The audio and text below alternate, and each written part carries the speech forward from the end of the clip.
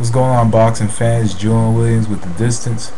I have an actual fantasy match for you. This one is beyond imagination here.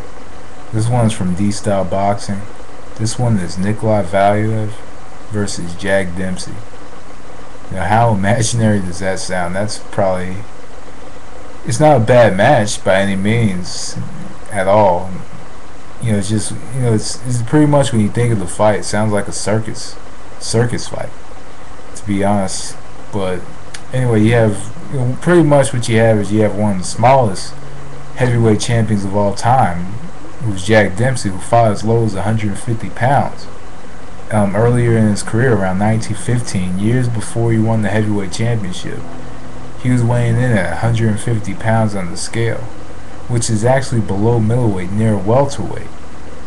I don't remember which fight it was, but he did weigh in at 150 pounds at a point in his career. Right before he won that heavyweight championship. And Nikolai Valuev, who comes in over 300 pounds practically every fight, and being that he's about 7'1" compared to Jack Dempsey's 6'1", a whole foot taller than him. That kind of makes the matchup somewhat odd, but at the same time, it's two heavyweight champions. But at the same time, Nikolai Valuev, no offense to Valuev fans, is nowhere on Jack Dempsey's level as far as fighting goes. And I think about this with Valuev all the time. If Valuev was fighting guys that were just as big as him, how would he fare against them? If he was fighting other fighters who were about, say, 6'10", 7'1", I've always wondered that. I've always wanted to see him fight Vitaly Klitschko. I've always wanted to see that fight. I wanted to see him fight Vladimir. I'd like to see how he would do against bigger heavyweights, against heavyweights that are about his size. And it's not taken away from his ability. I've never been much of a Valuev fan, but not to take away from his ability in the ring. He actually does a decent job of cutting off the ring. He does a very decent job of it and keeping everything on the inside. He does a very good job of that. But at the same time, I think he does need to use his size a little more to his advantage in fights.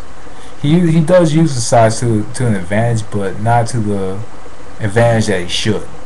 And that's the question against the Jack Dempsey. Would he use that size to an advantage against Jack Dempsey? What a lot of people never understood about Dempsey was what led to him mauling fighters was a counter shot. He would land a counter shot, and that counter shot would pretty much lead to his knockout opportunities, or when he would maul fighters. That's really where a lot of Dempsey knockouts and a lot of his mauling came from. The Manasseh Mauler is what his nickname was. But in a fight like this, you're gonna have 6'1" Jack Dempsey, who would probably weigh in, say, 190 pounds, maybe 185. You'd have Jack Dempsey, 6'1", 77-inch reach, 190 pounds, against Nikolai Valuev, about 7 foot, near almost a foot taller, about, say, 310 pounds, 311. I'm not even sure what his reach is. I think it's like 85. I think it's 85. And honestly, the whole fight, Valuev is going to have to kind of lean down, bend down towards Dempsey, because if he's not, it's just going to be low blows all fight. It's pretty much going to be teabagging Dempsey the whole fight if he stands right directly in front of him, to be quite honest. So, and I know Valuev probably wants to have kids, whatever, nothing to do with boxing, but pretty much, in a joking matter, I'd say Valuev teabags Dempsey to death, but that's only a joke. But anyway, this fight, I just see Dempsey trying to get in on the inside and having a little bit of trouble getting in on the inside and trying to get his shots off.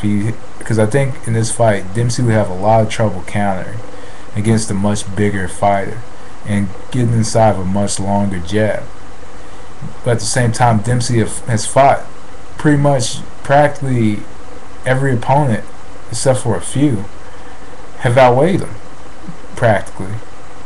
So the 311 pounds. I think he fought a guy who was like 260 pounds, 50 pounds heavier.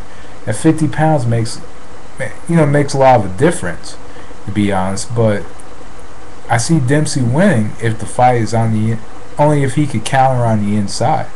If he can get Valuev to come down low and continue countering and mauling him and continuing the work and maintaining a very high work rate and making Valuev actually take steps back and making him uncomfortable, I actually see Dempsey winning this fight.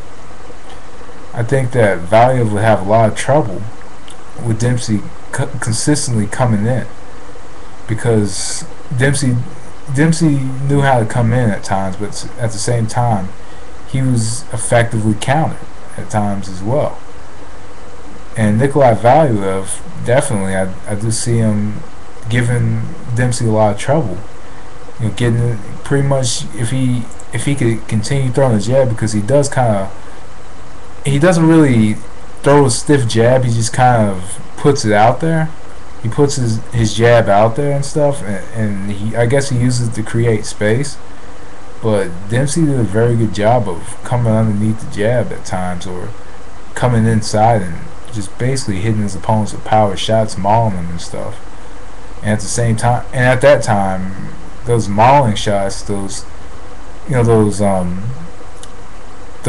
deadly blows, even when you're on your knees, he'd hit you behind the head. He'd hit you. Those were like what we call volume shots now. So, as crazy as it sounds, I'll go with Jack Dempsey in this fight.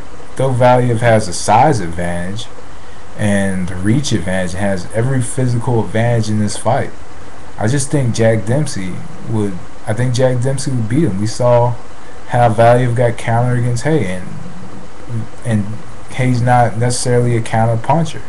That counter shot that hurt Valuev, and Dempsey was able to counter very well, and that led to a lot of his attacks, pretty much.